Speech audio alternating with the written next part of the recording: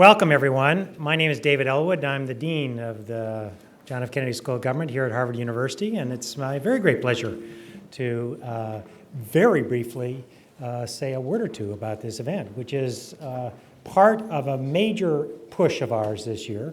This school is all about training the next generation of leaders, inspiring public service, and we're going to do even more to inspire public service. Part of my top priority is to find the financial aid and support that students need to do that, but also we want to give you the inspiration and the ideas and the connections that you need to understand what an extraordinarily exciting opportunity it is to serve in many different ways.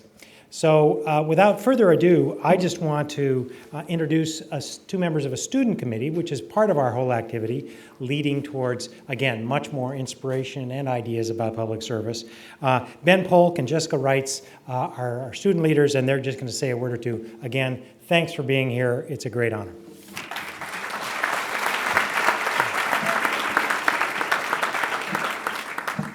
Thank you, Dean Elwood. Tonight is going to be a very special event. My name is Ben Polk, and this is Jess Reitz. We are the co-chairs of Student Government Committee on Public Service here at the Kennedy School. The reason we are all here this evening is to celebrate public service. Public service represents the mission and the highest ideal of this institution. At this time last year, Ben and I and several of our colleagues became concerned about how crazy life gets here with all the consulting fairs and banking interviews and the general frenzied pace of student life. And we realized that this mission sometimes becomes lost. We formed this committee in order to help remind students on a weekly, daily, monthly basis of this mission and to remind us of our shared commitment to creating a difference in our community and in this world. This event will, as the Dean said, kick off the Kennedy School's celebration of public service, a celebration that will continue throughout the year. We invite you all to join us in the events to come and also to begin your public service. Public service is not just an ideal to be celebrated, but a habit to be practiced. For any who seek to get involved or even just to join our community, please reach out to Jess or me after this event. And as we say at the Kennedy School, ask what you can do. With that, it is with particular pleasure that we introduce a man who has spent his career in public service, Professor David Gergen. Thank you.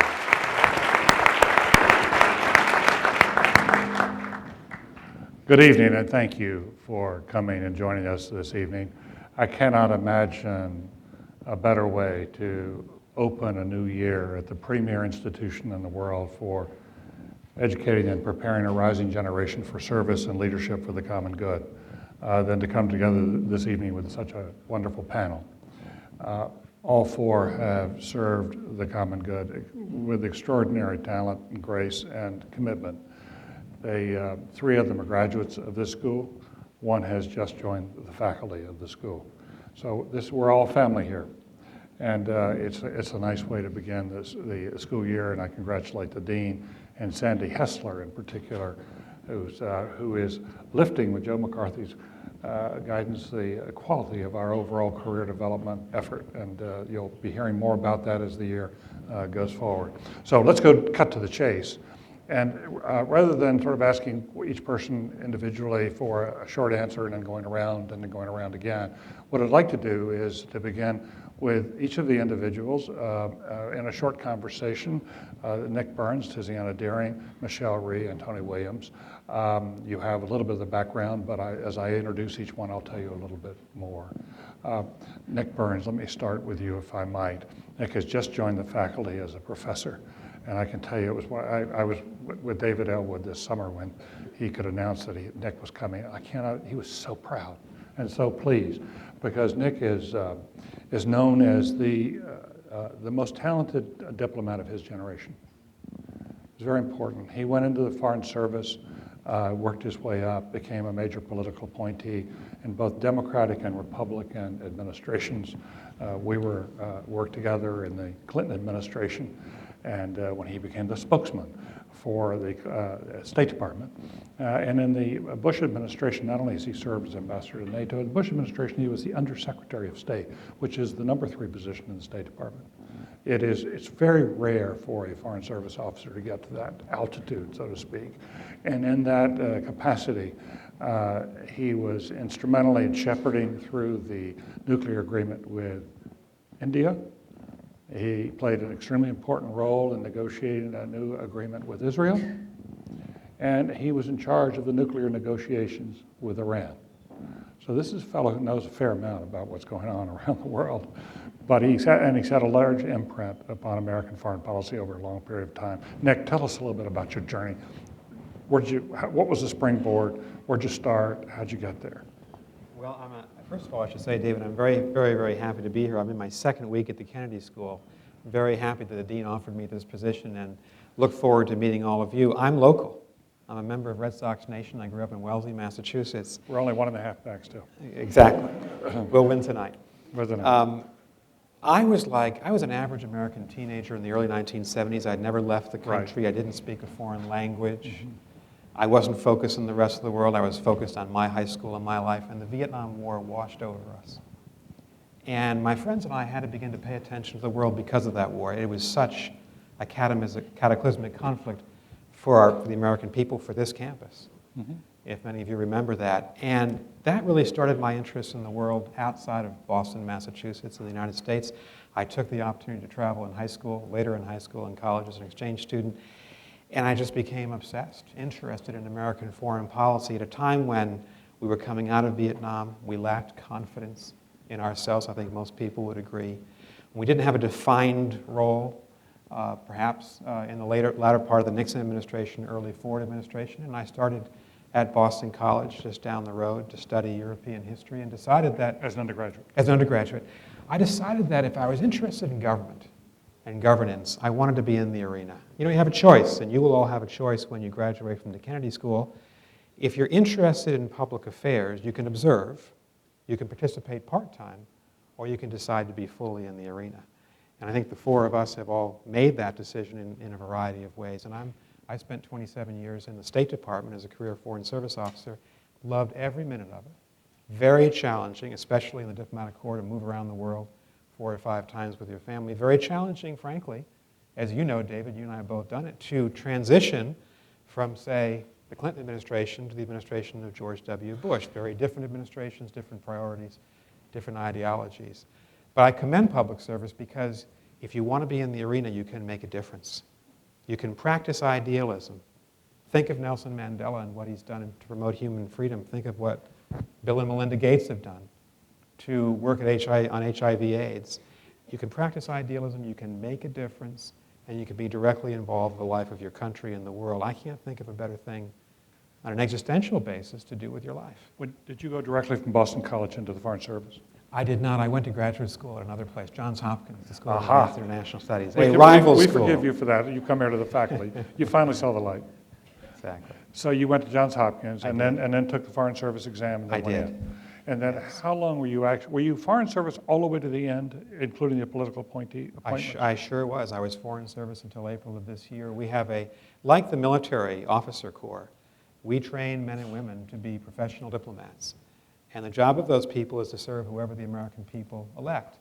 And so I started off under Jimmy Carter in 1980 and then to Ronald Reagan and on and on. And I know a lot of students ask, how can you serve, and you probably get asked the same question, in an administration where you may not agree with the positions of the President or the Secretary of State? And I think the answer is, we practice democracy in the U.S. government behind closed doors. There are very vigorous debates and arguments and discussions about what we should be doing. That's what Bob Woodward says. And that's what Bob Woodward says in his recent book. Yeah. But at the end of the day, when the President or Secretary of State makes a decision, like a military officer, you have to implement the policy they've decided, and I bought that deal.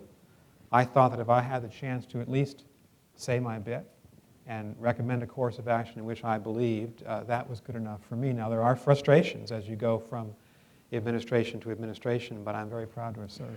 Nick, how did you, one of the issues that faces many who think about the Foreign Service is how do you make it up to that point where you actually are accepted and respected and embraced and actually appointed to what otherwise would be a position filled by a political appointee. I mean, you really made a breakthrough, and not very many people do that. What distinguishes, there have been a few, and you know them all, what distinguishes, how do you make that breakthrough? And so if you're thinking about doing this, and you think about your future, you know, how do you make it up through where you really had some impact? Well, I think it's important, first of all, that if you want to go into government service, whether you're an American or in any other country, especially in our country, you have to be nonpartisan as a career person. You have to be dedicated to working for the country and not identify with any political party. I never told anybody in 27 years, certainly not anybody outside our country, who I was voting for, because I thought that would compromise my ability to be effective overseas. And I think it's very important within government that people see you as a straight shooter, as someone who's not going to be... And can trust you. Exactly right. And not going to be affected by the latest political swings in Washington, D.C., but are someone who tries to see things objectively and gives objective advice. And in this highly politicized age, it's almost difficult for people to believe that you can be objective in a government and be well accepted and embraced when there's an assumption, a working assumption, whether it's Democratic or Republican administration, that everybody is screened for their political affiliation. You know, I think that might be true in politics. I mean, it's certainly true if you're running for office. But if you're serving as a military officer or as a career diplomat or in the Treasury Department, I think pretty much what presidents and secretaries of state and secretary of defense want to hear is they want to get straight advice. They don't want people to be sycophantic. They don't want people to tell them what they think they want to hear. They want people to go in, close the door, and say, we've got a major problem, or we're heading in the wrong direction.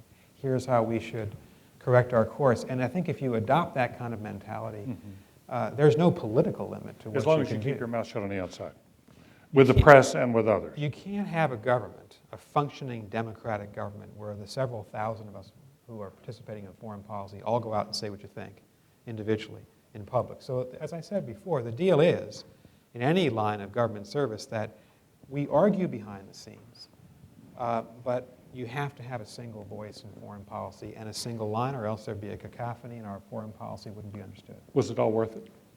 Absolutely worth it. And you know, I know a lot of students, when I've spoken here in the past and spoken at the university, say, but I don't want to wait to become influential. I don't want to have to work my way up at a government salary over 25 years before I can negotiate Middle East peace. And I guess what I'd say, based on my own personal experience, I loved my early years when I had no power and no influence. Because what we do with young officers, we put you out on the point, in the field.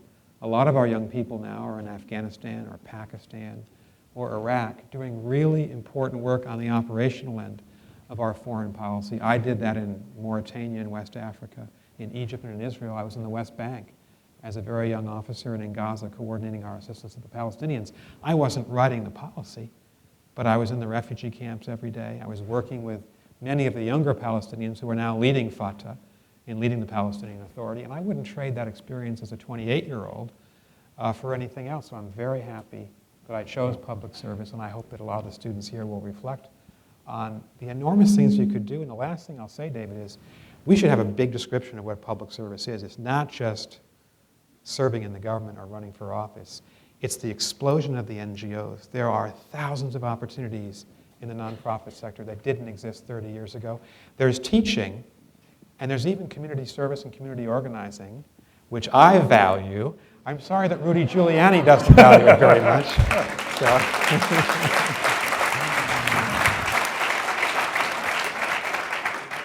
Thank you, Nick. That was a perfect bridge to Tiziana Deering. Because Tiziana went here to the Kennedy School and concentrated in international relations negotiations. And I don't quite know what the bridge was for her, but it became the executive director of the Hauser Center, where she played a major role here in the study and actually the enabling of more nonprofits. She was a very valued member here. And another member of our faculty, Brian Hare, came to her and persuaded her. We discourage faculty members from doing this, but nonetheless, this was for a good cause, to leave the Kennedy School to become the head of the president of Catholic Charities of the Archdiocese of Boston. And there she's the first woman president of the Catholic Charities, and from everything I can tell, she's loving it too. Is that right? Yeah, I do love it. Why? Tell us why. Tell us about the Hauser Center, well, how that was for you. Let's go back to the beginning. Sure. At Kennedy School, how all this evolved. I had been doing some consulting with nonprofit organizations when I came into the Kennedy School. I actually think it's important for students to know I did my stint in management consulting for about 3 years. You did. Were you working for a management consulting firm? Here, that's for right. profit? I started in micro lending in Chicago, and then I moved out here for love, and that stuck, so that's nice. And I worked in management consulting for about 3 years, and after about a 19-month stint of going up and down the Garden State Parkway, helping a long-distance company enter the local market, I just realized, that if I stepped out of that, there were going to be thousands of people who would step in and do the exact same job just as well the next day. But that the work I'd been doing in nonprofits, that wasn't the case, and it was going to be a really long time before it would be. But I liked the consulting skills, so I wound up spending a lot of time consulting to nonprofit organizations and some mission-driven for-profit organizations, although even I don't like that term, but I don't have a better one. Wound up at the Kennedy School, and then went back out for a few years. And consulting? Consulting for nonprofits. Again, I did a lot of work. I developed an accidental subspecialty in Catholic organizations. Huh. I am Catholic and had a decent amount of training in Catholic theology with Father Hare when I was here and in some other ways. And so I wound up working with Notre Dame. I wound up working with Catholic Relief Services. I just kind of developed an accidental subspecialty there. And I enjoyed that work, but got pretty intellectually lonely. And actually one day, Mary Jo Bain, who was a friend of mine, said, there's this, we were talking about kind of what's going on, and she said, there's this job at Hauser, maybe you should take a look at it. Did you know Mary Jo through the Kennedy School. Through That's the how Kennedy she became School? my friend, yeah. Mm-hmm. A Catholic woman and, exploring her faith in a lot of ways, as I was at the time. So I wound up at Hauser. And was there for 4 years. That was a fantastic experience and one that I wouldn't trade. And it was like giving my brain a workout every day for 4 years, which was what I had. Workout too, right? Well, that's what I loved about being at the Kennedy School for 2 years. It's like having an intellectual workout every day, and you don't usually get to do that every day. And then, it was literally like a bad joke. A priest walks into a bar, right? The priest walked into my office. Father Hare is a good friend of mine, and he's been a mentor for a long time. And he came into my office one day and said, what would you think of doing my job? And I mean, anybody who knows Father Hare knows that that's a ridiculous notion on any front anyway. And I actually, before I could start, I had been waiting, I had said to my husband many times, I'm waiting for the day when Brian Hare walks in and asks me to do something, because when he does, I'm going to do it. And so this is a true story. He walked in, he said that, and I said, no. And he looked kind of surprised, and I kind of went like this, and he said, why? And I said, my kids are 2 and 5.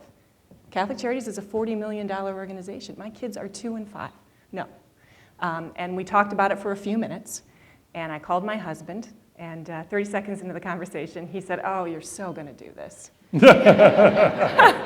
I said, yeah, I don't know, and I went back and forth, and some other things kind of went on, but ultimately, I've made every major career decision in my life based on a gut sense of calling. And I haven't been lucky, a gut sense of calling. A gut sense of calling. That's an right. Interesting phrase. And I have not been lucky enough that every career decision I've made has had a sense of calling to it, but every major one has. Uh-huh. And I kind of combine that, it's that moment where the hair stands up on the back of your neck and your stomach tells you, regardless of what you think, regardless of whether you've said yes or no, regardless of whether you can see how you're going to make this work, are you going to, the term I use is, are you going to woman up or not? Are you going to what? Are you going to do what? Woman up? Are you going to woman up? Woman up, that's right. I would suggest Barack Obama not use that phrase. Go ahead. And so I said yes, and I've been doing it for a year, and it's fantastic. And about a year before that, I got lucky enough that Derek Bach was a mentor of mine for a while, and I remember Derek saying to me one time, you and I both know that you can plan your life out as much as you want, sort of in Derek's kind of slow, you can plan your life out as much as you want, but you and I both know that the people who have enjoyed their lives the most are those who have taken advantage of interesting accidents. And that's always really stuck with me. He said, people who put themselves in the position to and then have the courage to take advantage of interesting accidents. Yeah. And I had an interesting accident, and it's Let me been ask great. this. We had a group of students who went to Washington about 2 years ago, Zuckerman Fellows, and we had an appointment with Barack Obama, and he talked about the importance of not looking for a job so much That's as right. discovering your passion, being guided by your passion, and the jobs will come. The lucky accidents will happen. Do you feel that? There aren't words for how much I would agree with that. But I think I mean, your passion, how you think your passion may manifest itself and how you're going to have an opportunity to may not be the same thing. I did my concentration here in international security policy and negotiation and conflict resolution. If you had told me that the place I would find the greatest professional satisfaction in my life was running a half-statewide social service agency, I'd have laughed at you. I would have said, no way, that's not what I think about, that's not what I can. I read foreign affairs, you know. It's not what I would have expected. But the fact is, ultimately, when your passion is about being a warrior for the poor, about creating social justice and having an opportunity to maybe get to shape the way some place that serves people does it, and our organization serves 200,000 people a year, you figure it out. You figure out how your passion matches that. And, you know, there are a lot of sacrifices, there's a lot you do, there's a constant struggle with figuring out work and family and all of that, but ultimately every morning I get up and know that at least I'm trying to make a difference. And I never imagined how much that peace of mind would mean to me. Yeah, let me ask you one last question about the one thread through your conversation was how important mentors and personal friends were in helping you make decisions and also opening doors or identifying opportunities. Can you talk us through that a little bit? Yeah, and, you know, this is going to sound funny, but not only have mentors played not only a key, but the key role in my professional development, my choices, how my life has unfolded, but I've actually deliberately gone out and sought those mentors from the beginning.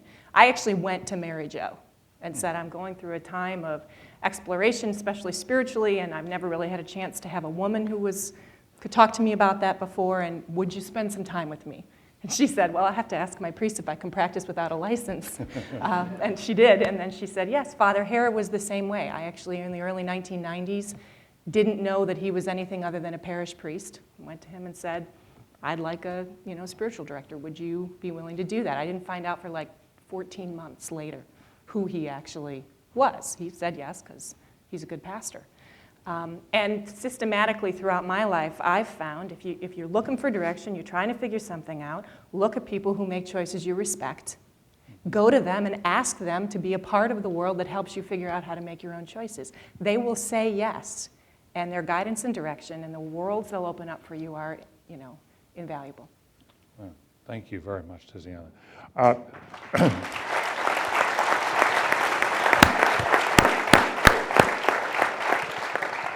Tony, I'm very sensitive to your time commitment. You okay? You sure? Okay. You were sort of going from mountaintop to mountaintop because Michelle Rhee has become, in many ways, she's one of the most interested people in American public education today. There are so many folks watching her and seeing whether she succeeds or not. It's going to make such a difference to education reform in the country. And I can just tell you that, well, I'm not sure if I've got this exactly right, but Michelle her parents came here from Korea in the 1960s. After college, I think it was, you went to Teach for America after college, right? She served in Teach for America out in some of the tough urban schools. Came here to the Kennedy School after that, and then started a nonprofit with Wendy Kopp's sort of help and thoughts. She started her own nonprofit called New Teachers Project. And it was a way to, it was a complement and a parallel to what Teach for America does, and a chance to really recruit people, good people, to get into teaching, and became an invaluable pipeline into a number of school systems. And it was through that she got to meet Joel Klein, who is the chancellor of the schools in the city of New York. And she was also an advisor to the DC public school system. And when the DC public school system was looking for a new chancellor, Joel Klein said, you really ought to talk to Michelle Rhee. She's the best person in the country to do this. And out of nowhere, they said, instead of being an advisor, why don't you come run the public schools? Now, this is a woman here, 36, 37. And there was a young... Thanks, David. Was that 18? Is that what you said? She was, and she had a new young mayor, Mayor Fenty, who said, I'll watch your back. I'll protect your back. You go do it. And she has launched the most ambitious effort at reform in the country. And it's sort of one of these things, every day you open the newspapers, is she okay today? But I'll tell you, we had a group of students go last year, the Reynolds Fellows went, and no, it was the Zuckerman Fellows went last year to Washington. They went and saw cabinet officers, they saw the military officers, they were over at the White House, they saw senators, and they saw Michelle Rhee at 7:15 in the morning. When they came back, every single person said, you know who I'd like to be in life? I'd like to be Michelle Rhee. She has the most interesting job in public service. Thank you, Michelle, for coming here. Thank you for taking time. Tell us more about your journey. Yes, you should applaud.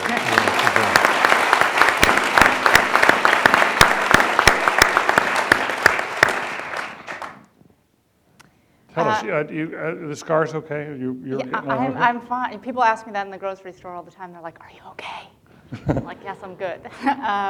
It was interesting. One of the staff members in the back before we came out said, so when were you here? And I said, I graduated in '97. She said, I don't remember you. And I said, yeah, that's because I was quite unremarkable while I was here. I did not have Derek Bach and Mary Jo Bain, had no interest in mentoring Michelle Rhee back then.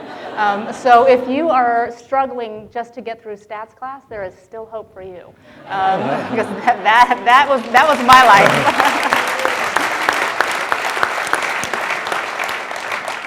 That was my life at the Kennedy School. I probably had the most impactful experience of my life when I graduated from college and decided to join Teach for America and was placed at an inner city school in Baltimore, Maryland, taught there for 3 years, taught second and third grade. Was incredibly miserable my first year and not a good teacher, but my second and third year of teaching, another teacher and I decided to pull 70 kids together in a classroom, and we team taught this group of kids through their second and third grade years. So we had them for 2 years. Took this group of kids, who were on average scoring at the 13th percentile on nationally recognized standardized tests. At the end of their second year with us, 90% of them were scoring at the 90th percentile or above. And it just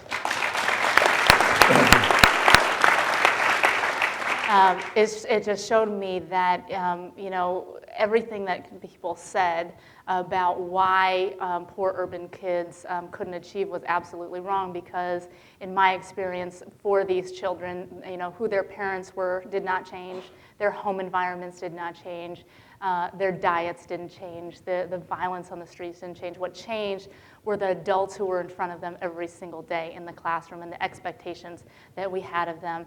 So I became obsessed with this idea that in order to really change the face of public education in this country, that we had to focus on teacher quality. And I didn't really know what that meant.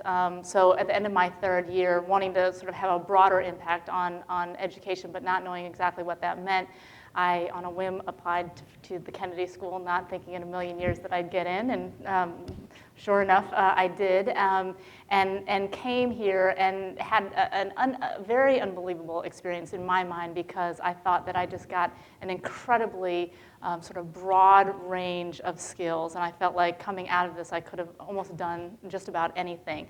And toward the end of my second year here, had lunch with Wendy Kopp, who's the founder and president of Teach for America, and she said, so what are you going to do? I said, well, I was thinking about going to work for a foundation. I want to give money, to public education. She's like, yeah, that's not such a good idea. She said, foundation, that world is crazy. She said, what you should really do is think about how you can impact this teacher equality issue in a systemic way. And so she basically told me that I should come. She would give me office space at Teach for America, find a foundation to fund me for a year, and that I should try to figure it out. That was her, exact words, figure that out. So I did that, and I started the New Teacher Project, ran it for 10 years. was able to, through that organization, accomplish things that probably nobody thought was possible, including passing some important legislation in California around ensuring that low-performing schools in that state did not have to accept voluntary transfers into their schools if they did not want to. We changed the contract in New York to remove seniority provisions, and in city after city across the country, we were recruiting high-quality mid-career professionals to come into teaching. So was very happy in that job for about a decade when I was at an education conference in New Orleans and ran into Victor Reynoso, who is the deputy mayor of education in DC. And he said, you know, I want to take you out to dinner because you know all of the urban superintendents in the country, and we're looking for a chancellor because we're about to get mayoral control, and so, you know, we just want to pick your brain. So I said, sure. I let him buy me dinner. I left the dinner thinking, okay, I gave that guy 4 really solid names for who to go after. And the next day he came up to me at the conference and he said, you know, so how about you? And I said, absolutely not. I've worked enough in public schools to know that the last thing I want to do is be a superintendent, because that is the worst job that a person could possibly have. And he said, well, you know, why don't you come in and meet the mayor anyways? And it was literally through 2 meetings with the mayor, the second one, which was the most important, which I went in there and I said, what are you doing? You don't want me for this job. And he said, why? Yes, you're the one, I just know it. And I said, no, because, you know, you're a politician. And for politicians, your job is to, you know, keep the noise levels to a minimum, keep your constituents happy. I said, if I ever took this job, the kinds of things that I would want to do would be so, I mean, they would just be so sort of tumultuous that it would just drive you nuts. And is everything that a politician does not want. And he looked at me and he said, well, you know, as the mayor, all I want to do is to serve the city well. And I know that in order for this city to be a world-class city, we have to have a first-rate public school system. Everyone in this city is in agreement on that. We can't continue to have our kids, you know, sort of going through an education system that does not serve them every day. And so it doesn't matter what you'd want to do. I don't mind the noise. Let's go. And I thought, this is sort of a once-in-a-lifetime experience. I didn't know if I could trust him. I didn't know if he was for real or not. I didn't know enough about him, 37-year-old, you know, young mayor. But I thought, you know what? If I don't take the leap of faith right now and try this, then, you know, all these years of sort of standing on the outside and wishing that public school districts and superintendents would do X, Y, or Z, I couldn't say that anymore. So I decided to take the job, and it's been a very interesting 15 months. Can't get any more interesting than what I've been through. But I will say that to both the previous panelists' earlier points, I mean, I'm a person who never knew what I wanted to do from one stage of life to another. Like when I was in high school, I didn't know what college I wanted to go to. When I was in college, I had no idea what I wanted to major in, what I wanted to do. It's just sort of by happenstance that things have happened to me. And as it pertains to public education, I just felt so incredibly passionate about having the experience in the classroom that I did, that I just knew that, you know, whatever I did, I wanted to dedicate my life to ensuring that every single child in this country could have access to an excellent education. And that's sort of what has led me to the place that I'm in, because I never would have guessed, you know, 10 years ago when I was here at the Kennedy School that I'd be in this position today. Wow.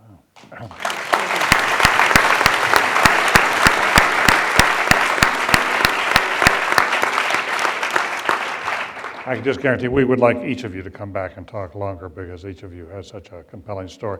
Michelle, there's one of the things that's been interesting, so interesting about your life, is how much courage you've had walking into this and taking on folks who would come at you and be resistant and yell and scream and whatever. Where did you find that? I mean, how did you build yourself up? How did you develop this? You sort of have this, no matter what happens, you're right there on the cutting edge. Yeah. Every day. You know, when I was going through the school closing process, so But you first started by firing the front office. Yes. First I started by introducing legislation that would allow us to turn central office employees into at-will employees. Into what? Into at-will employees. At will. And that was the barn burner to begin with. That was not popular in the city, but we got that passed, and then I moved a lot of central office employees out. And then shortly on the heels of that, we announced that we were going to close 23 schools in the district, which is 15% of our inventory. And if you quickly want to become the most unpopular person in the city, all you have to do is tell someone that you're going to close down a school, much less 23 schools. So there was a lot of controversy around this, and over about a 12-week period, I had to go out every single night to these community events, and people would have picket signs, and they'd be throwing things at me and yelling and screaming. And in the sort of heat of this, my parents came to town, and you know, the morning they sort of opened up the Washington Post, and there was this 2-page spread on. You know, with a map of all the schools I was closing, pinpointed out, and you know, all these sort of pictures and that sort of thing. And that night, I went to a community meeting that was particularly tumultuous, and that was sort of covered on the news. And I came home that night afterwards, and I was making myself a sandwich, and my mother said, "Are you okay?" And I said, "Yeah, I'm fine." She said, "You know, when you were young, you never seemed to care what other people thought about you." She's like, "And so I always thought you were going to grow up to be incredibly antisocial." And she said, "But I see that serving you really well right now." So I guess sort of, you know, from when I was younger, I was somebody who wasn't really sort of fazed by what people thought about me.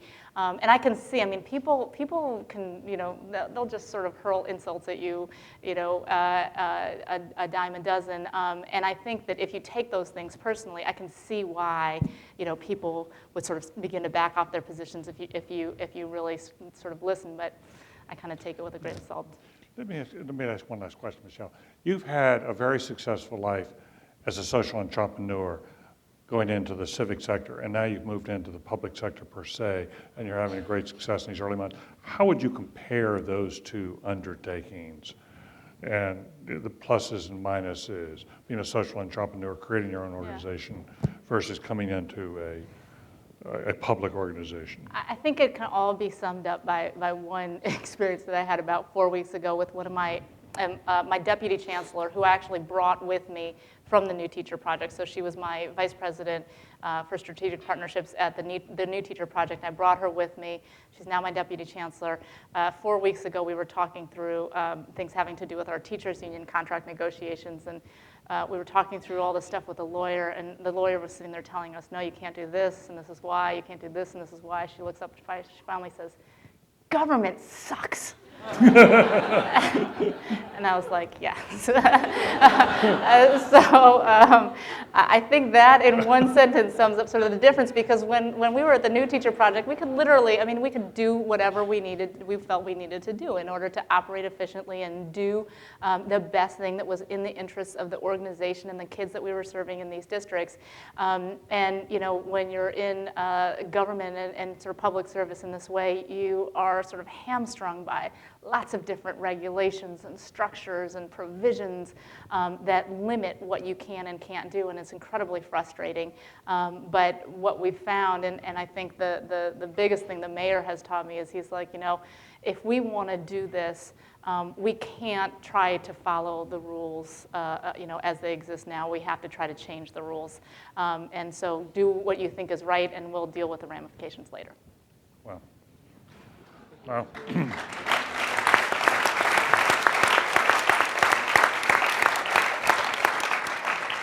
Yes, it's a terrific conversation. One of the reasons that Michelle Rhee could come in and build in the way she has was that some of the groundwork had been laid in the years preceding. And the person who deserves an awful lot of credit for that is to her left, and it's Tony Williams. Let me read you a quote from his last day in office as mayor of the city. This is what the Washington Post columnist Colbert King wrote. Tony Williams leaves in his wake a city with a good bond rating, sizable cash reserves, a more accessible healthcare system for the underserved, several promising neighborhood projects, a Major League Baseball team, a new stadium under construction, and a hometown that is no longer the laughingstock of the nation. How would you like to have that written about you at the end of your public service career?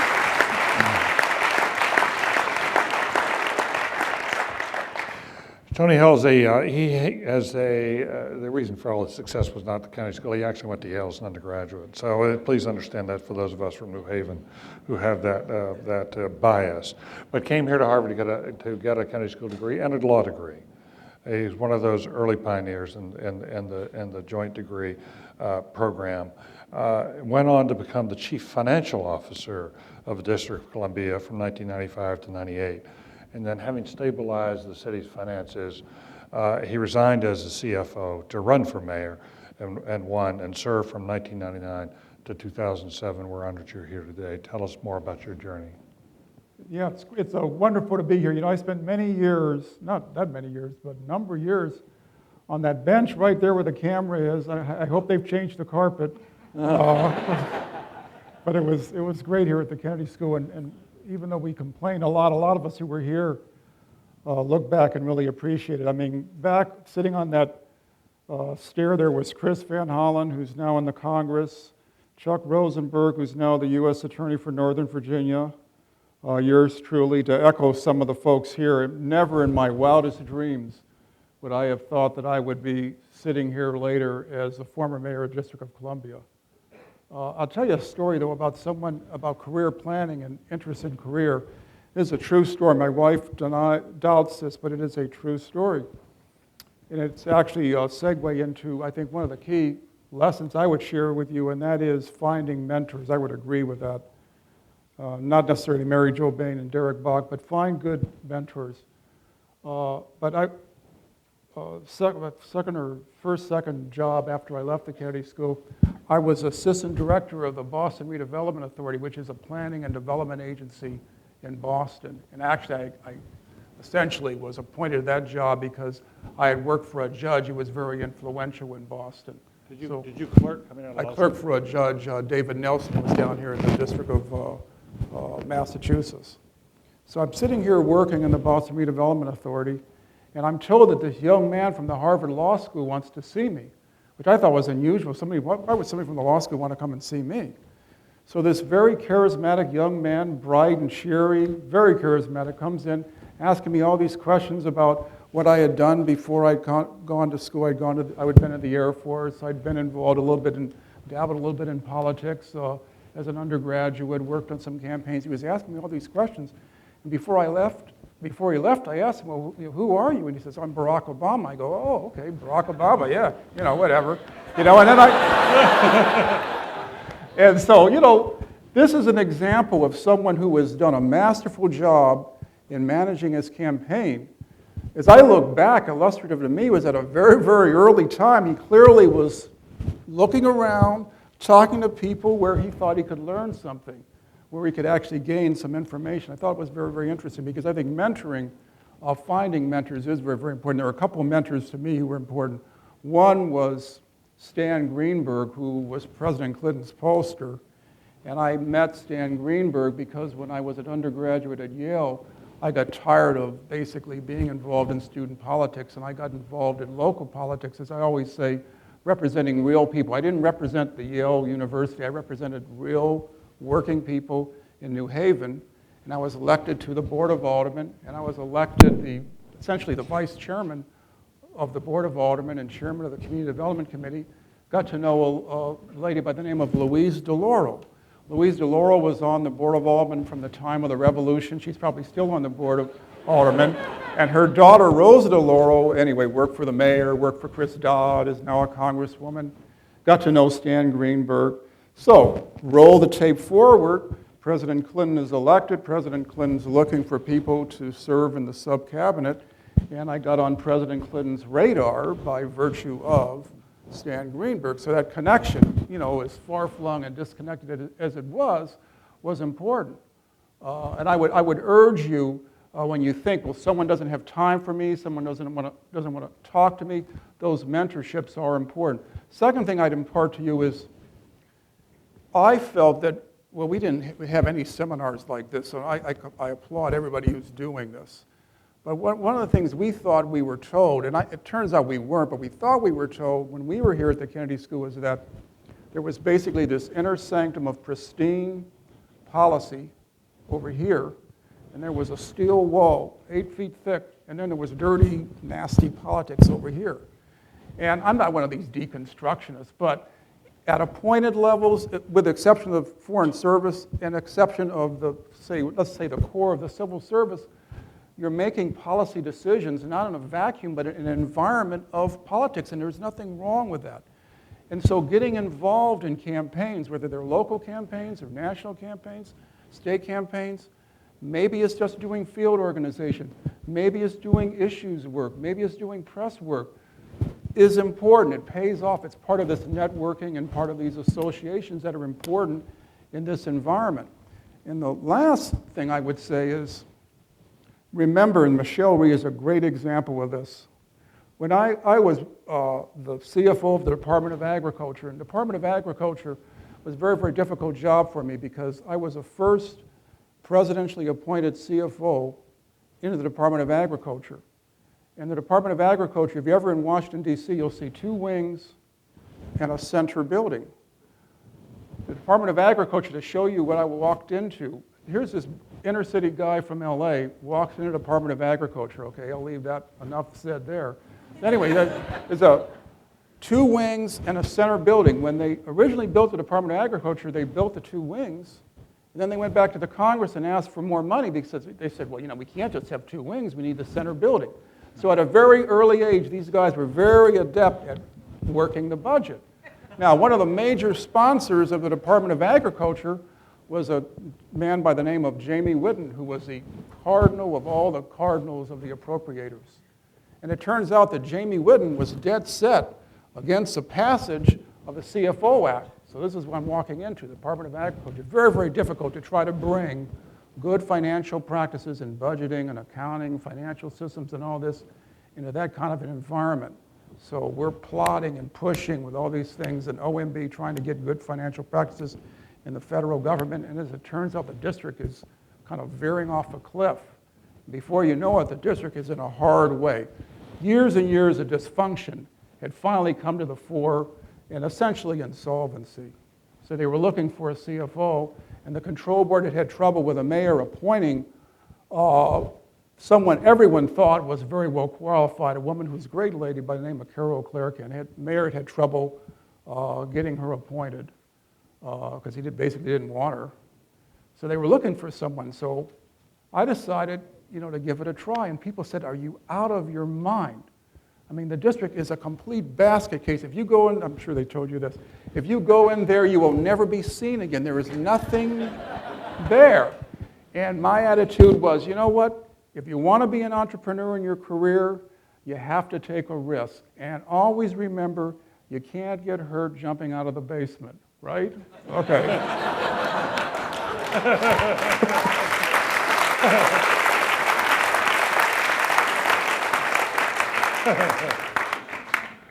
We'll remember that.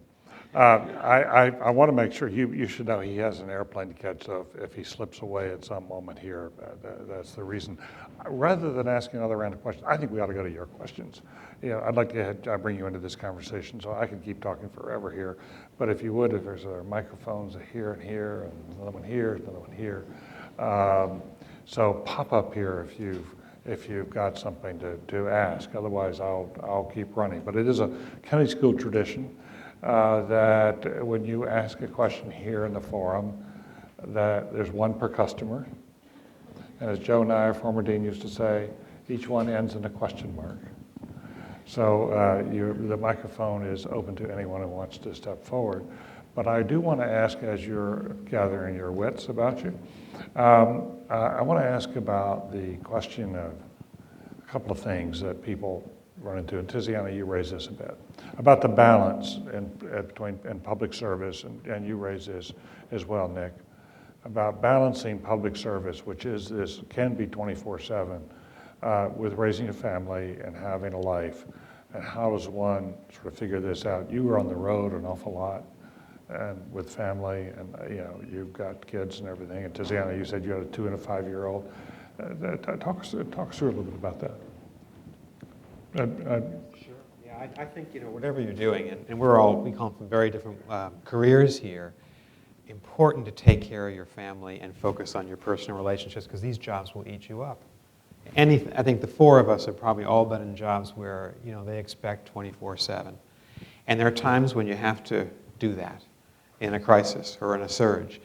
But keeping your relationships intact, paying attention to your kids, and in my case, we lived in 5 countries over 25 years with 3 daughters, 3 Muslim countries. And that was a very challenging environment for our kids, but they so much profited from it. And they learned a lot more than we did, of course. They always spoke better languages than we did. They always knew what was happening in the street before we did. And so exposing your kids to that kind of varied environment, I thought was a wonderful opportunity for our family. But Washington in particular, the mentality in Washington, the federal government, if you get a job, and David and I work together in the White House or in the State Department or the Pentagon or the Congress or the mayor's office, is you're expected to devote your entire life to this job. And there's a lot of people who end up at our age, sometimes with broken families and broken relationships, and it's important that you have that, seek that kind of personal balance. I think it just goes without saying. Tiziana?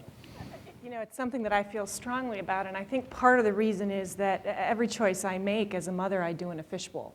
As the chief executive of an organization, and one with a lot of female employees, it's something I think about all the time, not only for my kids, not only for my family, but because everything I do sets precedent, and everything I do implicitly sets policy. So I feel like there are 2 levels at which I have to think about it and deal with it. There are a couple things. I think about this in a very brass tacks kind of way. 1, if you want to have flexibility, be very good at what you do, because people will give you more flexibility when they need you than when they don't. So if you want to have a family and you want to do work that's very demanding, be very good at it, and then set some good expectations from the beginning about what it's going to take to do that. 2, I think we've been reproducing and forming family units since the dawn of humanity. It is not a surprise, right? People have kids, they have families, they need to participate in those lives, and I think the more that we can, I feel an obligation to the family unit to be on the vanguard of saying this is how it works. Life and work is integrated. It has been forever. Our management, the eruption of the management class, in the Industrial Revolution is kind of the thing that was out of sync because we had them in the fields, we had them in the house, from the dawn of time. And going back to sort of claiming family and work are all of a piece that is your life. And if your kids can understand that, if you and your spouse are together, and man, if you're not, Annie, bar the door. But if you and your spouse are together on that, if you understand that between the 2 of you and in your sort of family unit, you know what the kids need and they're going to get it, then you figure it out from there. But ultimately, one of the things that's been driving me nuts lately is this whole who gets to ask whom about who's responsible for the kids. And, for the love of God, everyone is. And you should ask any parent who's also going to try to do something in the workplace, whatever it is. Can you make this work with your kids? Male or female, young or old, doesn't matter. Public service, private service. Right. But you figure it out. But you have to be committed to it, and you have to know from the beginning and set the expectations from the beginning that this is a piece of the puzzle. Yeah. Michelle, has this been an issue for you? Because you're an intense, you're very intense about your work. Not really. I mean, I will say that it's been a huge advantage for me, I think, to be in this role, to be a parent at the same time. I have a 6- and a 9-year-old. Both of them I placed in DC public schools. And, a lot of the stuff that happens, I look at it from the parent point of view and think, why are we doing this? This is crazy. And then go in the next day and change it. My 2 bits of advice are, 1, you have to become great at compartmentalizing. For me, on the days that I have my kids, I pick them up from school. I focus on them fully until they go to bed, and then I start working again after that. But during those hours that I'm focused on them, I'm not worried about work. I'm not thinking about all that. If you do that, then you're shortchanging your kids. So that would be my first piece of advice. My second is to actually engage your family and your kids in what you're doing and what your work is. My kids can tell you more about DCPS policy than almost anyone else could. I mean, my older one, came home one day and she said, this was a day that I didn't cancel school because there was, this much snow on the ground. And she said, my friends said that you are putting our lives at risk today because you didn't cancel school and I was the pariah. So what do you have to say about that? And I said, well, this is what happens. I get up at 3:30 in the morning when it's snowing and I look at the, road reports and that sort of thing. I said, the other thing we have to think about is that for lots of kids in our district, the only meals that they eat during the course of the day are the ones that they eat at school. So if I have a 2-hour delay, they won't eat breakfast, and if I cancel school, they might not eat that day. She looks at me and she says, that's a good answer. A few weeks later, she came up to me and she said, okay, now they're saying that you want to extend the school day and extend the school year and shorten summer vacation. And I said, well, I talked about time on task and learning. She said, I backed you on the snow day. I'm not backing you on this one.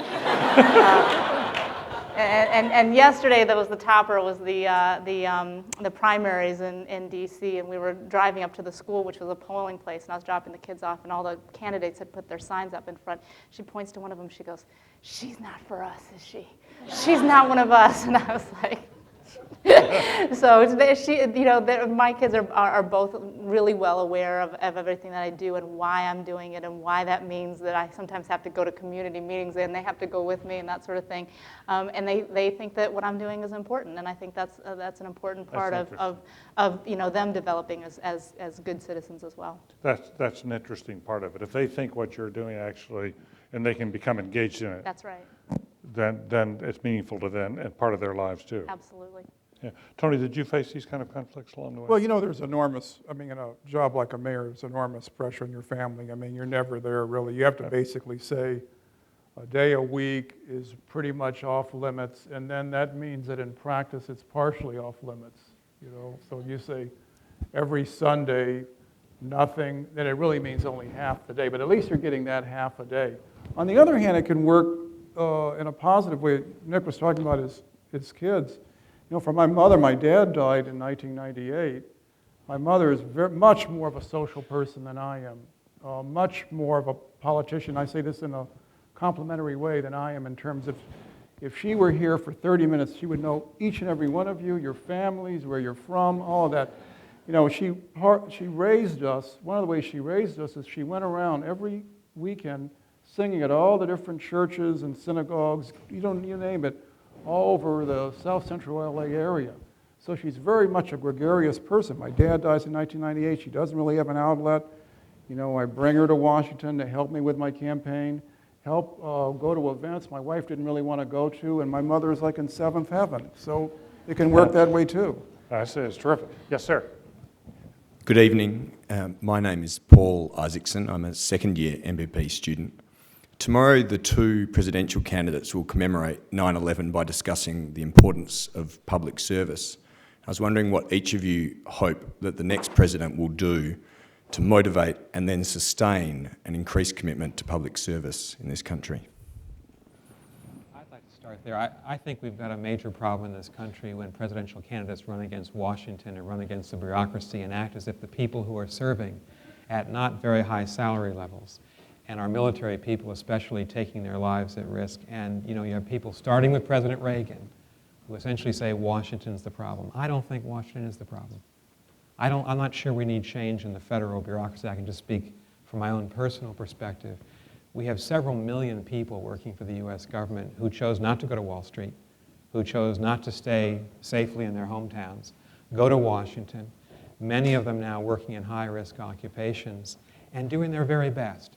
And so it really bothered me, particularly, frankly, at the Republican convention, when speaker after speaker denigrated the work that our federal civil servants do.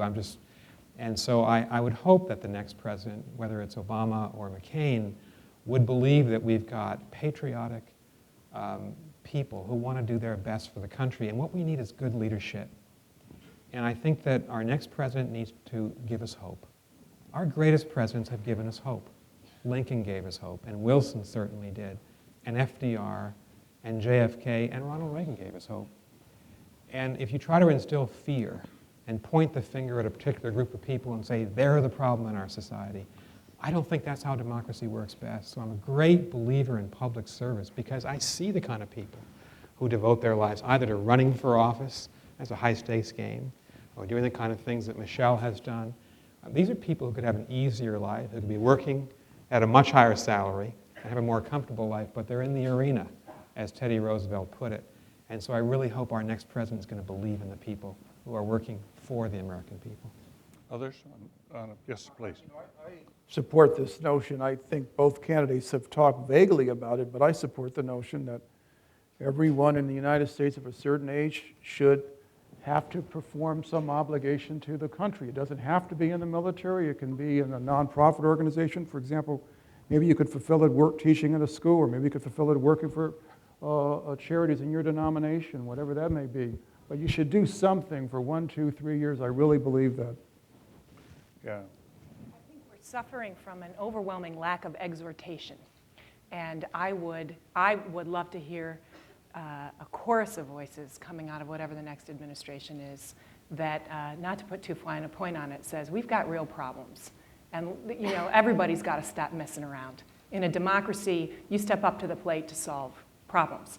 And you can't leave it to somebody else to do it. And we have got to stop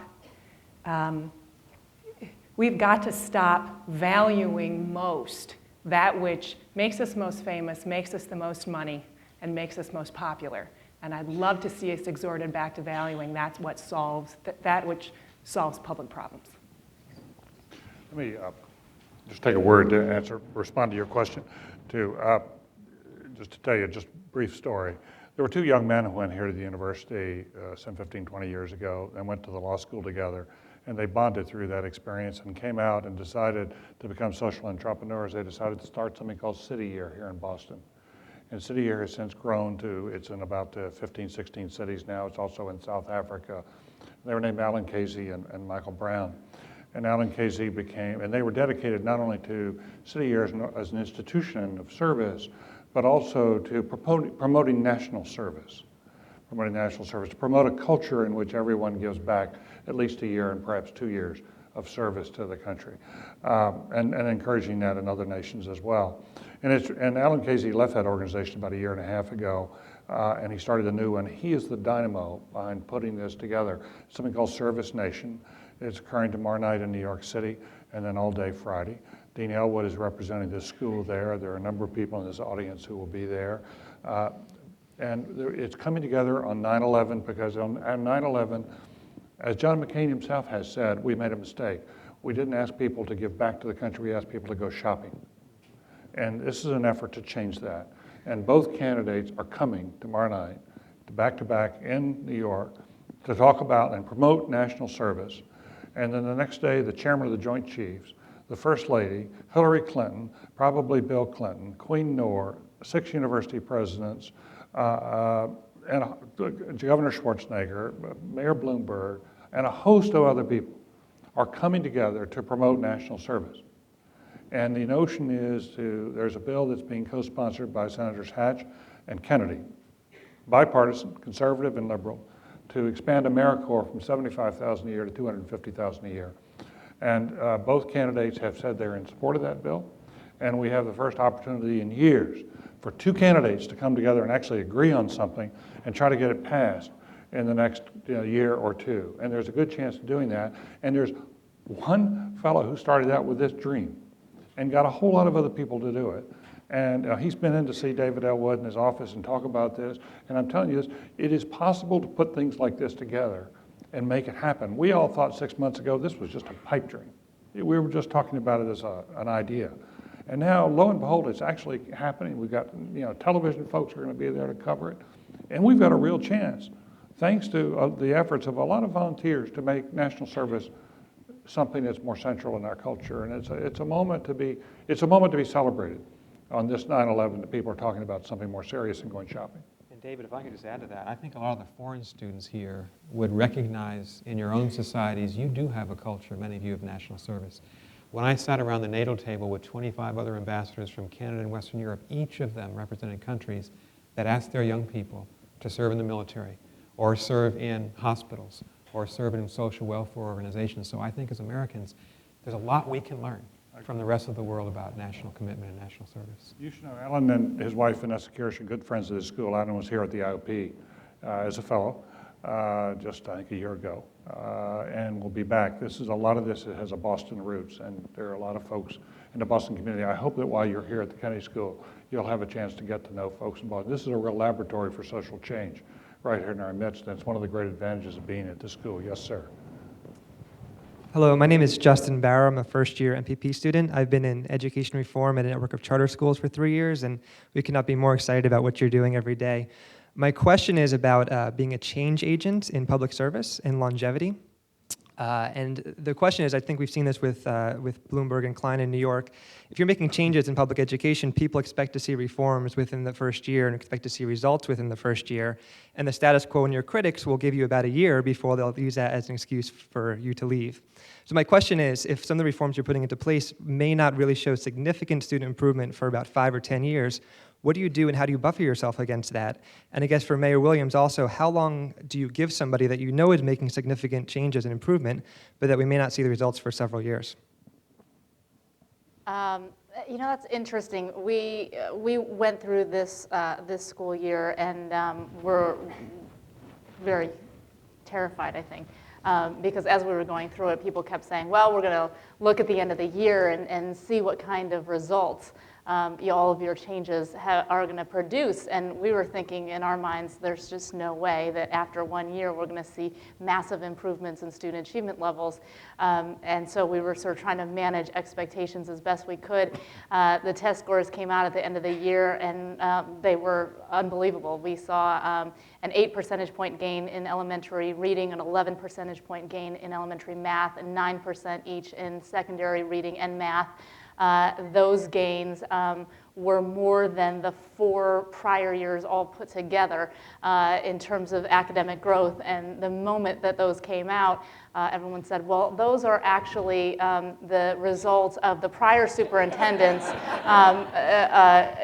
reforms and what he put in place, and they just sort of took hold now. So really your year is next year. So I mean, I think it just sort of goes to show that you're always sort of going to be caught in this dilemma. I really do think, though, that at the end of the day, it is going to be this race between whether or not, how quickly people can sort of, put jabs in at us and bring down our credibility because of, things that are going wrong in the system versus how quickly we can show results and the fact that what we're doing is actually working. And I just think that's what the constant tension and balance is going to be. From my point of view, can you hear me? From my point of view, I spent 8 years with the schools. I tried twice to take the schools over. I am so happy that the mayor is supporting Michelle and what the mayor is doing, what she's doing. And I don't think she's speaking well enough for what she's done. I think she's managed expectations very, very well, because what you've got to do is essentially, whether you're a superintendent, whether you're an appointed CFO in a crisis situation, or for that matter, whether you're a mayor, you've got to basically pursue your top, say, 3 priorities. But at the same time, you've got to be able to go out there and throw red meat out at the crowd to keep them at bay. I hate to put it that way, but that's what you've got to do. Managing those expectations. So she's got a long-term plan. She's managing that. And one of the things I think she's done very, very well, and you don't give yourself enough credit, for years and years and years in the district, the opening of the schools has been like this Italian opera. It's just been, people just, killing one another and everything else. Went off without a hitch this year. That's managing families and parents' expectations of what's going to happen with their children. It's very, very important while you're working on the long-term agenda. You did a good job of it.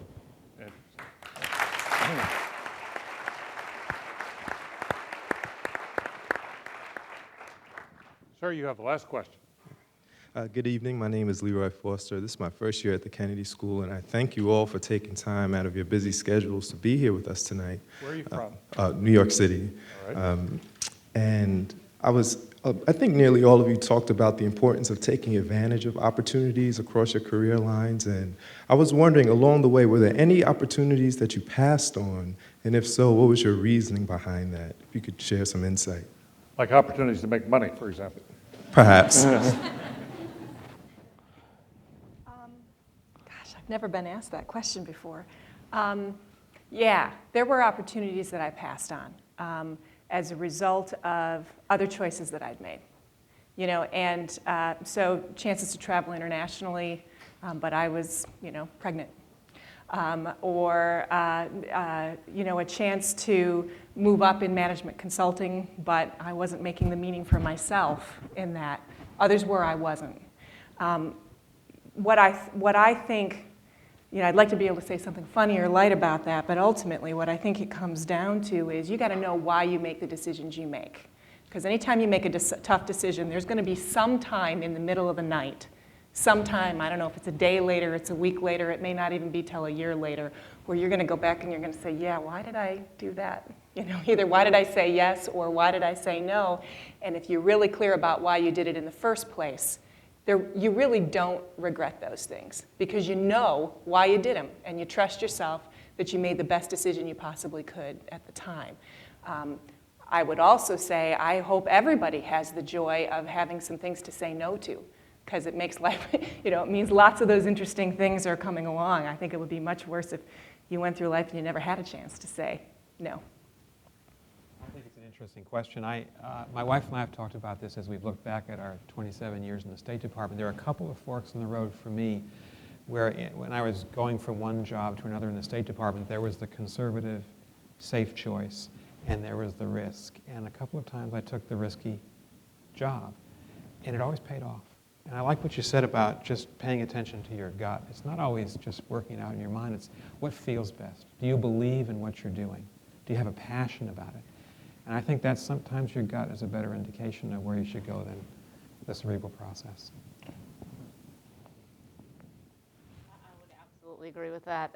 You know, for me, this choice of whether or not to take this job really was sort of the biggest fork in the road of my career. You know, I talked to a ton of people about it, and at one point was sort of thinking, well, you know, what if I can't trust the mayor? I don't know this man. You know, if I come into this and he ends up not backing me, then I can't be successful and that sort of thing.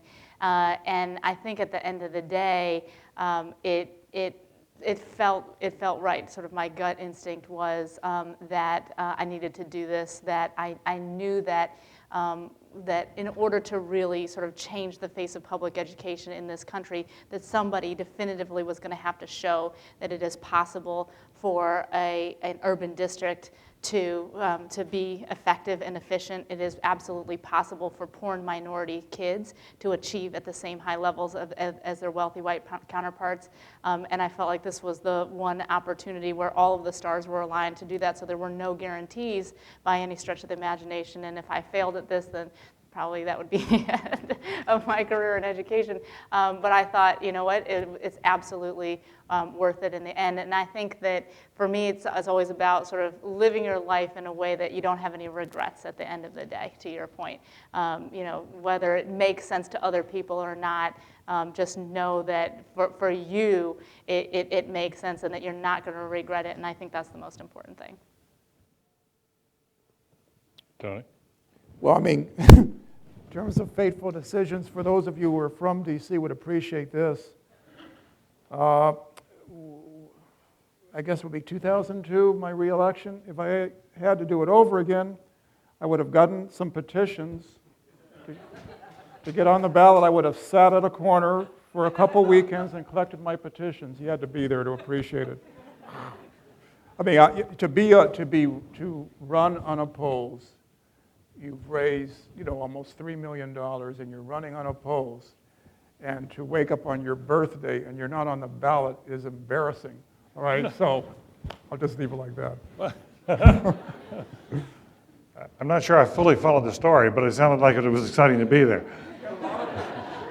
A lot of people working for me doing mischief with the petitions process.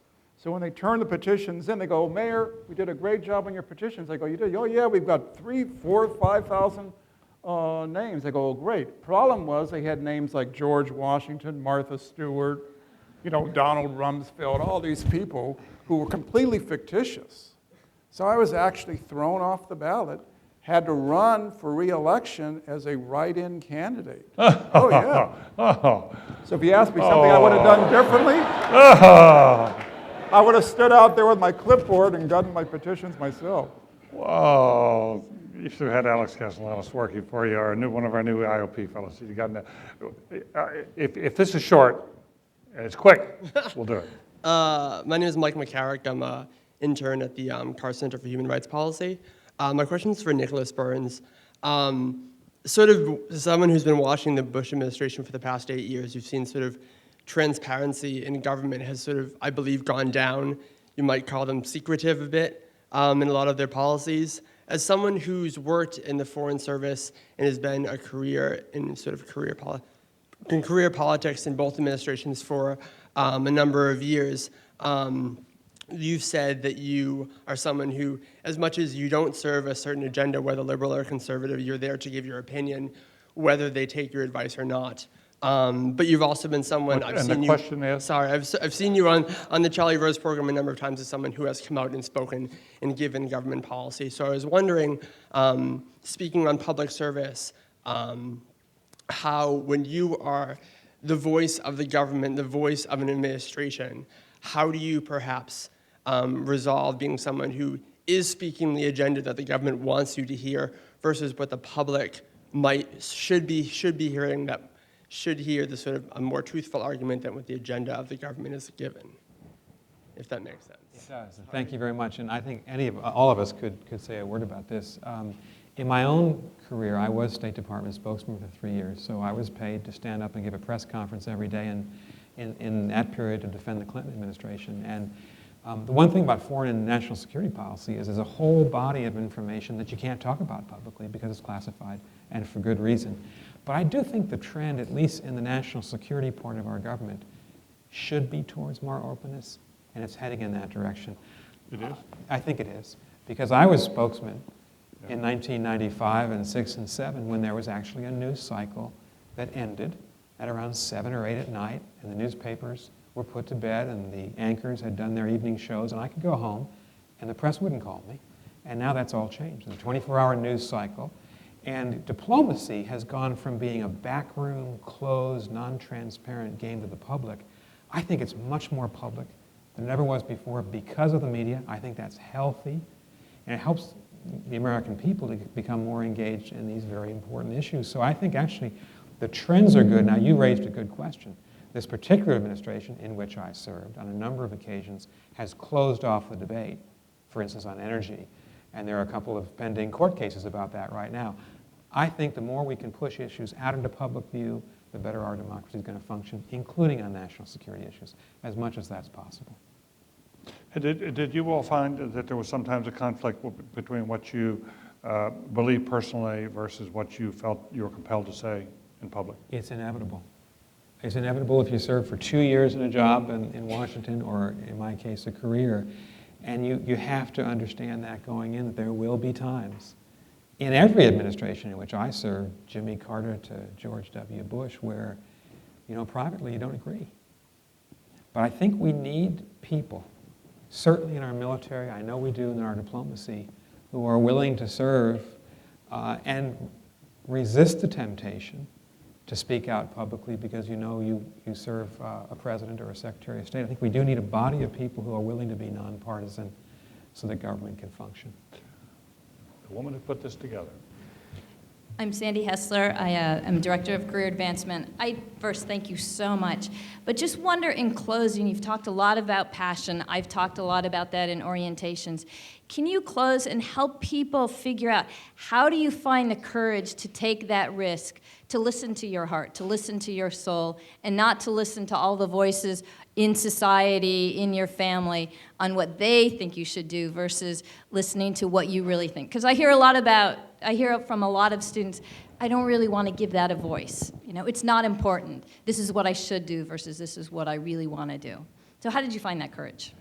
This is going to sound trite, and I don't mean it to, but if you really figure out your passion, the courageous thing, it would be harder to choose the thing that's not courageous. If you really find your passion, then going against it, making the safe choice when the risky choice is the thing that would take the thing you're passionate about to the next step, that's the one that's not going to sit right and is going to feel bad. That's actually the more scary side of it.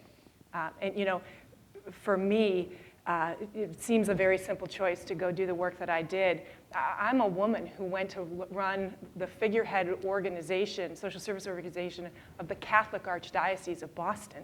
You know, there were some things involved in that and some perspectives, et cetera. But if you're really passionate and you know what your passion is, that's the easier choice. The safer thing, the thing that doesn't advance that passion, the thing that might give you some security or might give you a chance to do something over here that would be easier, that's going to feel pretty rotten if you really know what you want.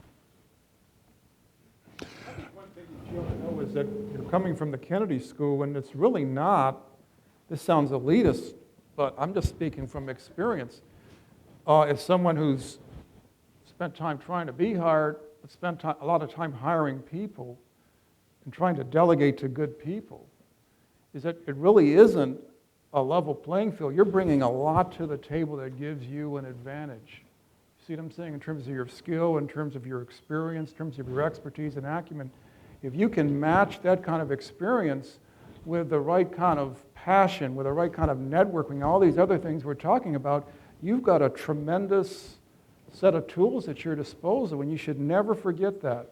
Don't sell yourself short. You're not here to be some analyst 15 layers down on the government 30 years from now. You're here to run the government in whatever capacity. Maybe it's nonprofit, maybe it's as an appointed official, maybe it's in the Foreign Service. That's your aspiration. I'm not trying to preach, I just believe that. That is a wonderful note.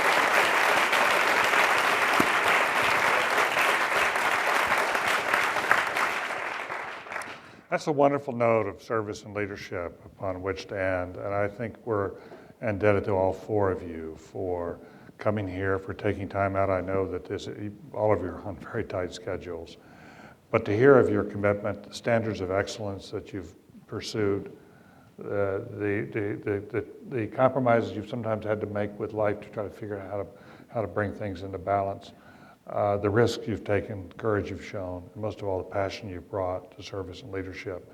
It's a wonderful way to start a new year at the Kennedy School, and we're deeply indebted to you helping to create a community of service and leadership here. Thank you.